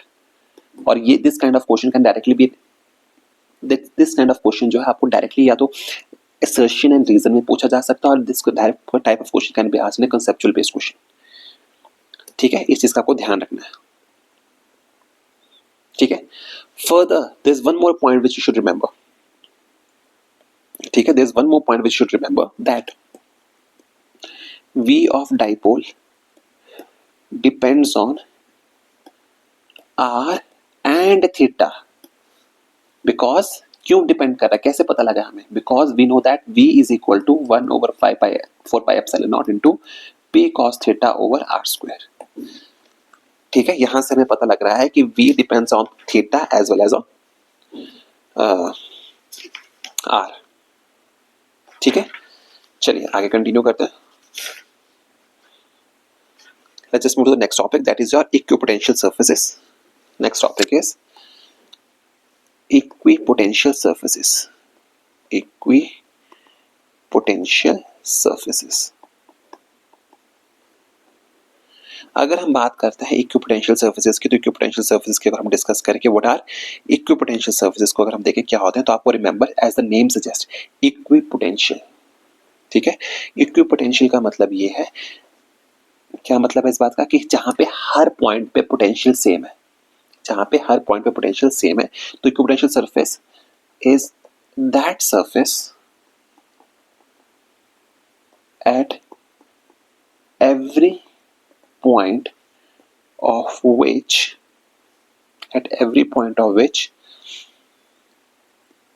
electric potential is the same, electric potential उसका हर पॉइंट पे सेम है। What does this mean? इस बात का मतलब ये है कि अगर मैं यहाँ पे इसको वर्क डन की फॉर्म में लिखूं, let just say V A B is equal to V B minus V A होता है, हमें पहले पता है। So since the potential at every point is same on an equipotential surface, this implies work done will be equal to zero. इस बात का मतलब क्या हुआ कि that no work is done while moving a test charge from one point to another on an equipotential surface। ठीक है, पहली बात आपको यहां से ये पता लग गई। सिंस, अब देखिए, अब आपको ये चीज पता लगी, फर्दर आपको यहाँ पे एक चीज और डिस्कस करते हैं, इसका एक और इन्फ्रेंस निकालते हैं। Let's just look at the one more inference which can be drawn from this result. Since work done is equal to zero on an equipotential surface, work done is equal to zero on equipotential surface, क्या मतलब है इस बात का? This implies that D W, जिसको आप लिख सकते हो as E vector dot D L vector, which is equal to E D L cos theta is equal to zero. इस बात का मतलब क्या हुआ कि E D L cos theta की वैल्यू जीरो होगी। What does this mean? अब see, E cannot be equal to zero because we are dealing in electric field. Length cannot be equal to zero because dipole has some kind of a length and equipotential surfaces must have some kind of length because we are talking about some distance. This implies the only quantity which will give it which will help us to get the zero result is cos theta, and the cos theta होना चाहिए, and theta is an angle between electric field and dl vector. ठीक है, this implies that this value will be equal to zero only when cos theta is equal to zero, and that will happen when theta is equal to pi by 2। जब theta की value की पाई by 2 होगी तभी आपको result मिलेगा। इस बात का मतलब क्या हुआ?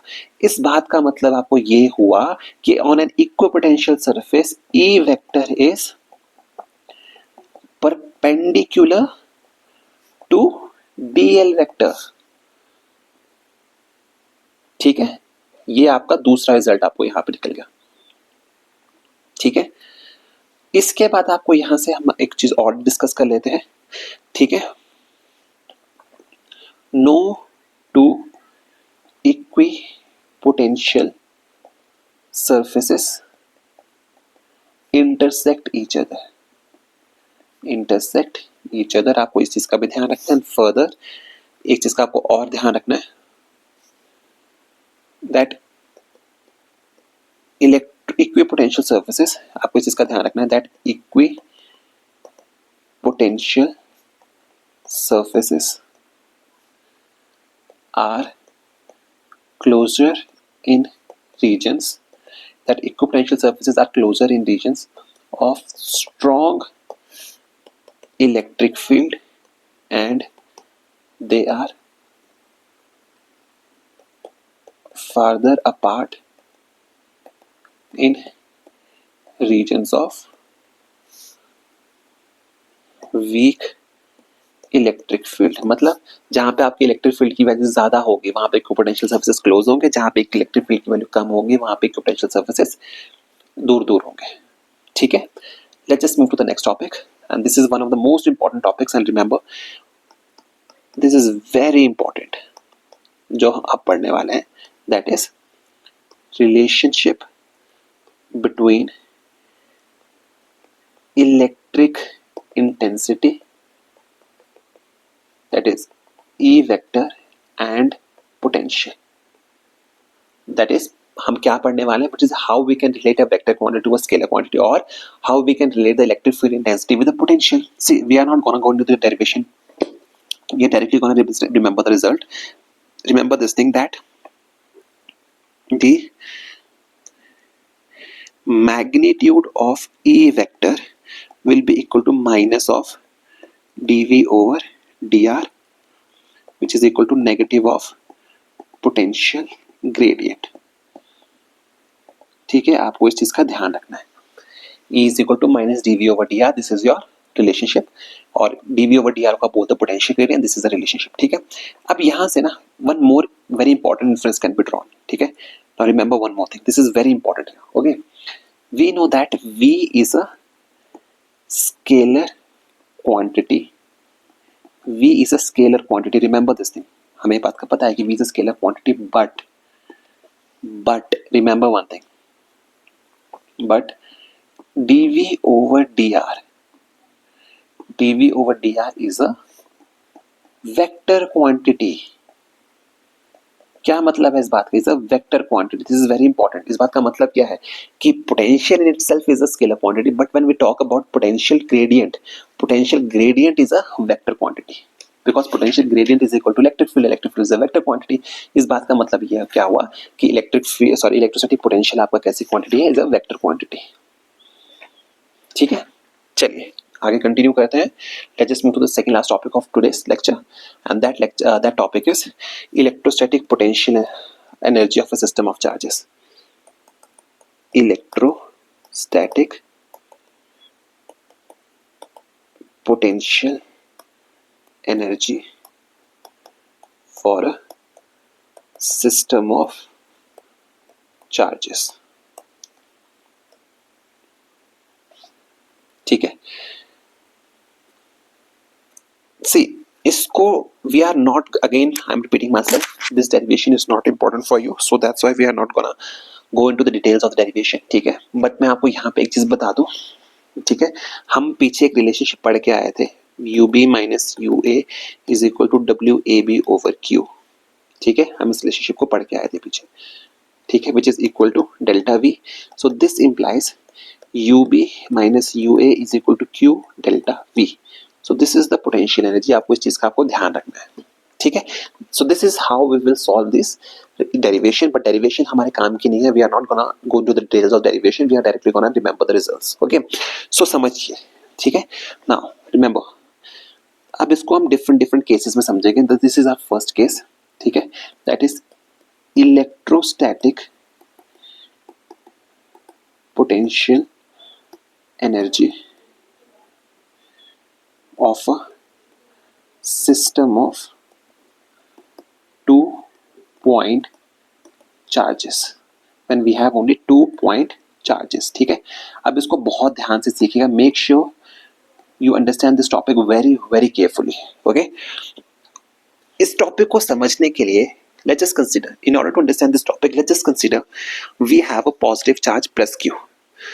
We have a positive charge plus Q placed at this point. ठीक है, and let's just say we are bringing a charge of plus Q2 from infinity to this point. This is where we bring the charge plus Q2. ठीक है, which is at a distance of R12, which is at a distance of R12. if this is your R1 and this is your R2. ठीक है, I hope ये बात clear होगी. You understood the case क्या हुआ. ठीक है, अब आपको समझना पड़ेगा. In this case the work done will be equal to 1 over 4 pi epsilon naught Q1 Q2 over R. So this is the work done in case of point charges, 2-point charges. Okay, now see what will happen. Now the situation will change. कैसे change करेगी? अब देखिए, हम उस चीज को study करते हैं. सिचुएशन किस तरह से चेंज करेगी if more than 2 charges are involved. ठीक है, इलेक्ट्रोस्टैटिक potential energy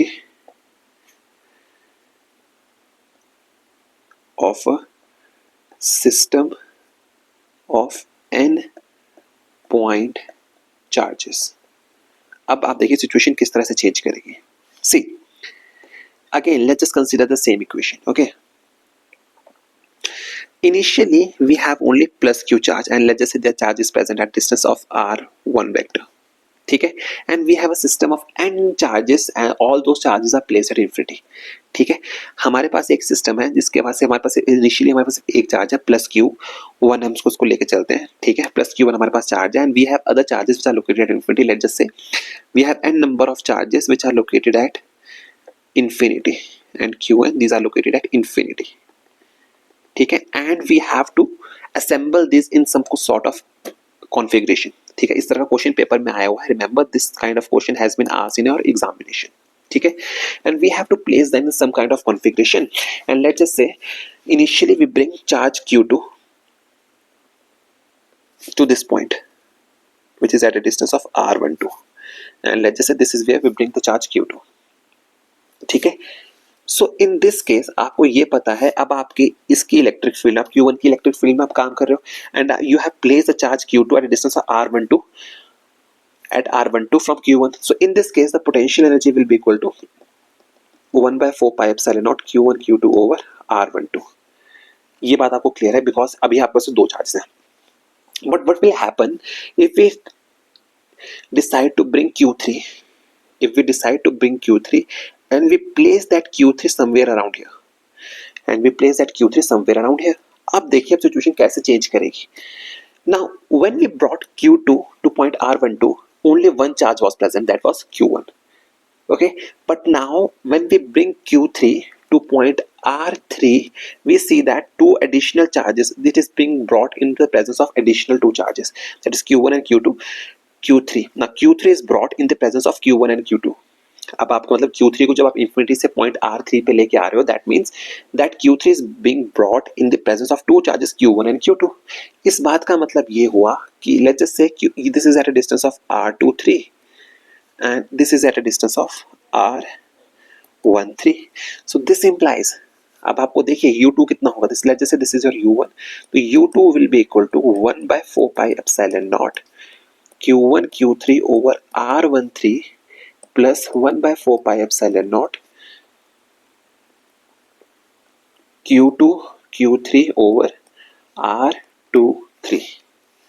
क्लियर हो गई इतने से बात.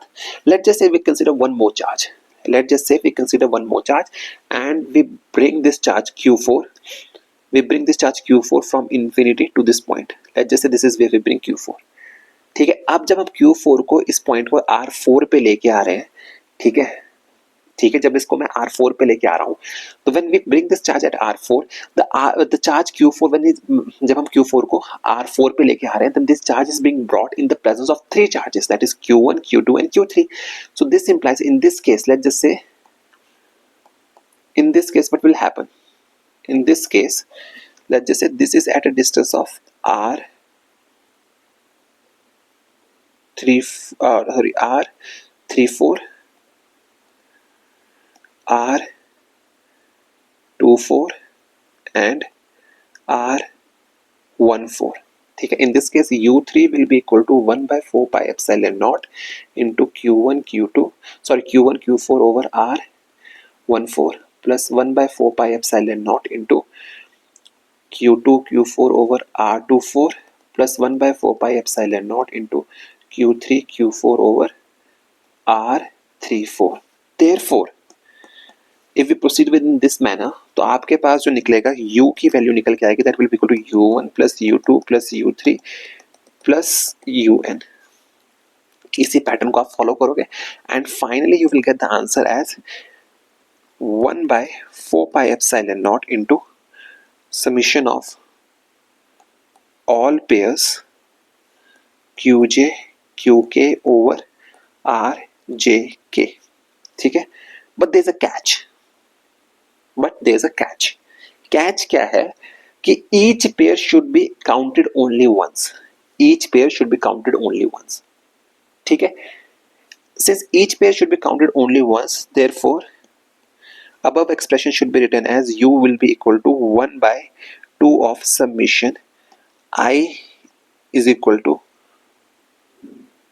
let's just say, from j के में डील करें, from j is equal to 1 to j is equal to n summation k is equal to 1 with j cannot be equal to k and k is equal to n 1 by 4 pi epsilon naught into qj qk over rjk. so this is your final result. ठीक है, इसको मैं एक बार फिर से समझाने की कोशिश करता हूँ विद प्रॉपर डायग्राम ताकि आपको समझ में आ जाए. ठीक है, अब इसको पूरे प्रोसेस को एक बार फिर से समझते हैं. ठीक है, let's just say we have infinite number of charges q1 q2 q3 up to qn at infinity. Okay, in the first process what we did, हमने क्या किया, पहले हमने Q1 को उठाया and we brought Q1 from infinity to let just say to this point, let just say we brought Q1 here and this is your point R1 and here we have Q1, ठीक है। Since initially यहाँ पे कोई भी charge present नहीं था, no sort of electric field was present, कोई potential नहीं था, तो इसको इन्फिनिटी से यहाँ तक लाने के लिए कोई भी वर्क डन नहीं करना पड़ेगा, that means U1 will be equal to 0 in this case, ठीक है। अब इसको थोड़ा सा और रिफाइन कर लेते हैं, नॉट रिफाइन वैसे, this is the how this process completes, okay. तो U1 की वैल्यू कितनी हो जाएगी, 0, ठीक है। अब देखिए, अब हमने क्या किया, Q1 को यहाँ पे रखा है एंड लेट जस्ट से अब हम क्या करते हैं, Q2 को उठाते हैं यहाँ से and we bring Q2 somewhere here and this is your Q2 and let just say from infinity, हम इन्फिनिटी से उसको यहाँ लेके आ रहे हैं, इसको थोड़ा सा रिफाइन कर लें, हम Q2 से उसको यहाँ लेके आ रहे हैं, ठीक है। And this distance is late just से R12, ठीक है। इन this case since Q2 is being brought in the presence of Q1, Q2 को मैं Q1 के प्रेजेंस में एट R12 पे लेके आ रहा हूँ, दैट मीन्स यहाँ पे मुझे वर्क डन करना पड़ेगा बिकॉज मैं इलेक्ट्रिक फील्ड के अगेंस्ट काम कर रहा हूँ और मुझे पोटेंशियल में रिपल्सिव फोर्स के अगेंस्ट काम कर रहा हूँ, तो मुझे यहाँ पे पोटेंशियल लगेगा। इन दैट केस आपका यहाँ पे पोटेंशियल एनर्जी निकल के आएगी, लेट जस्ट से U2 जिसको हम बोलते हैं, that will be equal to 1/4 pi epsilon naught into Q1 Q2 over R12। Similarly हमने क्या किया, वी Q3 हमने उठाया और Q3 को हमने उठा के यहां रख दिया, ठीक है। अब जब मैं Q3 को इस पॉइंट पे लेके आ रहा हूं, we see that the Q3 is being brought in the presence of two charges, that is Q1 and Q2, तो हमें इनको भी इंडिविजुअली कैलकुलेट करना पड़ेगा। Let's just say this is your R23 and this is your R13, तो U3 will be equal to 1/4 pi epsilon naught into Q1 Q3 over R13 plus 1/4 pi epsilon naught into Q1 Q4 sorry Q3 Q2 over Q3 और R23, this will be the value, ठीक है। Again अब मैंने क्या किया, मैंने यहाँ से इसी तरह से मैंने nth चार्ज को उठाया और nth चार्ज को मैंने उठा के यहाँ रख दिया, this is your the value of Q1, so this will B at a distance of R1n R3n R2n, ठीक है, ये रहेगा। फिर मैं इसी प्रोसेस को फॉलो करूंगा, फाइनली मेरे पास जो रिजल्ट निकल के आएगा वो निकल के आएगा because U will be equal to U1 plus U2 plus U3 and so on and so forth. तो U की वैल्यू निकल के आएगी 1/4 pi epsilon naught into all pairs, that will be equal to QJ QK over RJK, ठीक है। ये हो जाएगा टोटल वर्क डन, ठीक है। तो अब यहां पे प्रॉब्लम आपके पास क्या आती है, टोटल वर्क डन हो जाएगा इतना, ठीक है। तो क्योंकि टोटल वर्क डन यहाँ पे इतना हो जाएगा, बट यहाँ पे दो पेयर्स आपके दो बार इंक्लूड हो जाएंगे, तो उनको से बचने के लिए what we do is we multiply this number by 1/2, so what we have 1/4 pi epsilon naught summation j is equal to 1 से लेके टू n तक, k not equal to j, ठीक है, and k is equal to 1 to k is equal to n, ठीक है। तो आपके पास निकल के आएगा into QJ QK over RJK, this will be the final result, ठीक है। आई होप अब आपको ये समझ में आ चुका होगा, ठीक है। एंड अगेन मैं आपको रिपीट कर रहा हूँ कि we have multiplied this whole result by half, because क्यों मल्टीप्लाई किया, because each factor was counted twice, क्यों, बिकॉज अब देखिए जब j की वैल्यू 1 है, ठीक है, and k is equal to 2 and for j is equal to अगर मैं 2 लेता हूं and k is equal to 1 लेता हूं, दोनों सेम ही रिजल्ट आपको देंगे, दोनों आपको सेम ही रिजल्ट देंगे। तो इससे बचने के लिए इस डबलिंग से बचने के लिए we multiplied this by the factor of 1/2, ठीक है। क्लियर होगी बात, ठीक है। अब यहाँ पे मैं आपको एक चीज क्लियर कर दूं कि ये जो सारे रिजल्ट्स आए थे व्हेन, ये तब निकाले थे जब no external field was present, when there was no external field in the system, ठीक है।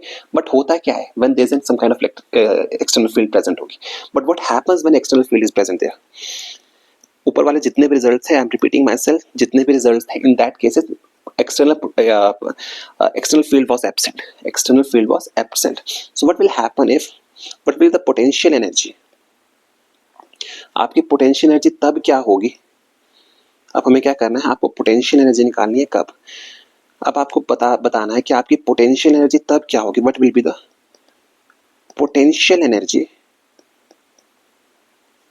व्हेन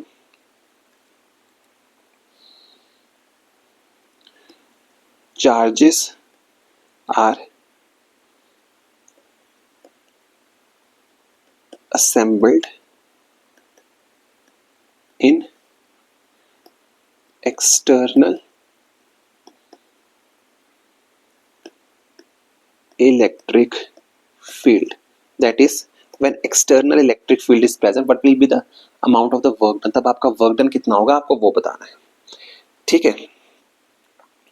चलिए उसको भी डिस्कस कर लेते हैं, वो कैसे निकलेगा, ठीक है। देखिए पिछले केसेस में as I have already mention कि पिछले केसेस में क्या था, आपकी इलेक्ट्रिक फील्ड जो थी वो प्रेजेंट नहीं थी, आप एक्सटर्नल फील्ड में काम नहीं कर रहे थे।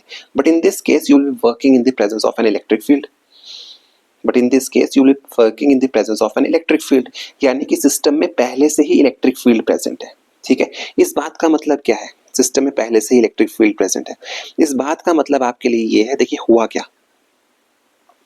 इस बात का मतलब ये है कि लेट्स जस्ट से this is the region where you're gonna assemble the charges. Let's just say this is the region where you're gonna assemble the charges, and this region initially contains some kind of electric field. Okay, this is system आपके पास यहाँ पे ये external electric field में पहले से ही present है, external electric field is already present in this region, ठीक है। and we are bringing charge Q1, Q2, Q3, Q4 and Qn into this region. हम उन सबको उठा के इस region में लेके आ रहे हैं, Q3, Q4 and let's just say this is your Qn, हम उनको यहाँ पे उठा के पहले से लेके आ रहे हैं। Now since इलेक्ट्रिक फील्ड इस रीजन में पहले से ही प्रेजेंट है, and let's just consider for just 2 charges, हम यहाँ पे सिर्फ 2 चार्जेस के लिए कंसीडर करते हैं to understand this results better, ठीक है। So let's just say this is your region where you have to assemble the charges and an electric field is already present in this region, ठीक है। This is a reason, ये कोई sphere नहीं है, कुछ नहीं है, सिंपल एक रीजन है, रैंडम सा रीजन आपने उठा के रखा है and electric field is already present in this reason.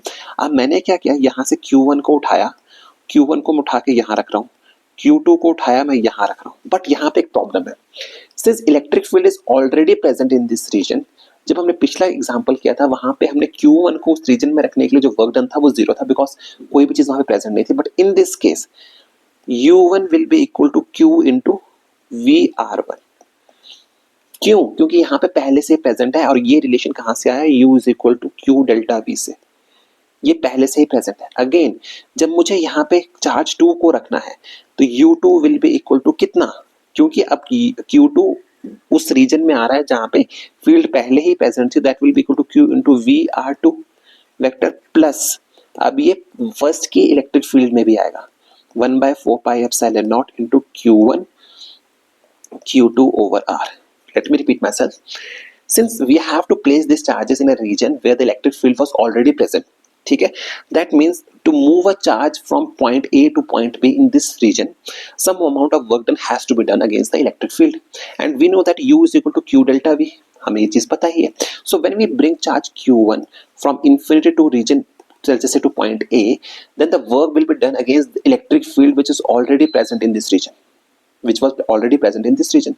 तो इसका मतलब ये हुआ, इस केस में जो वर्क डन होगा इनिशियली वो कितना होगा, QVR1। Again when we bring Q2, when Q2 को हम इस रीजन में लेके आ रहे हैं, that means we are doing the work against 2 fields, one produced by this charge A and other which was originally present in this region. So due to the original electric field which was present in this region, the work done will be equal to Q into VR2, and due to the charge A, the work done will be equal to 1/4 pi epsilon naught Q1 Q2 over R. So we have to add this work, and the net work U will be equal to U1 plus U2, ठीक है। I hope ये सब आपका तैयार हो चुका होगा, and with this हमारा इलेक्ट्रोस्टैटिक पोटेंशियल जो होता है वो हमारा बाइंड अप हो जाता है, ठीक है। सो इस आज का सेशन खत्म करने से पहले मैं आपको ये चीज बता देता हूँ, tomorrow we are gonna start with capacitance, and from day after tomorrow हम इसके क्वेश्चंस को कवर करेंगे, सो दैट हमें क्लैरिटी मिल सके कि how we are gonna deal with the questions which were asked from the electrostatic potential and capacitance, and with that your electrostatics will be completed day after tomorrow. Okay, so I hope आपको आज का section अच्छा लगा होगा। Make sure to like, share and subscribe, ठीक है। And कुछ भी डाउट्स होंगे तो आप प्लीज कमेंट सेक्शन में बताइएगा, ठीक है। एंड इस चैप्टर को बहुत अच्छे से किया बिकॉज देयर आर चांसेस कि इस चैप्टर से बहुत तरह के क्वेश्चन बनते हैं and there are chances that the conceptual questions and the assertion and reasons will be asked from this chapter only. Okay, so with this hope कि आप अच्छे से पढ़ेंगे, कुछ भी डाउट्स होंगे कमेंट सेक्शन में लिखेंगे and you will like, share and subscribe my video. I thank you all and thank you so much. आपसे कल मिलते हैं. Bye bye, good night and take care.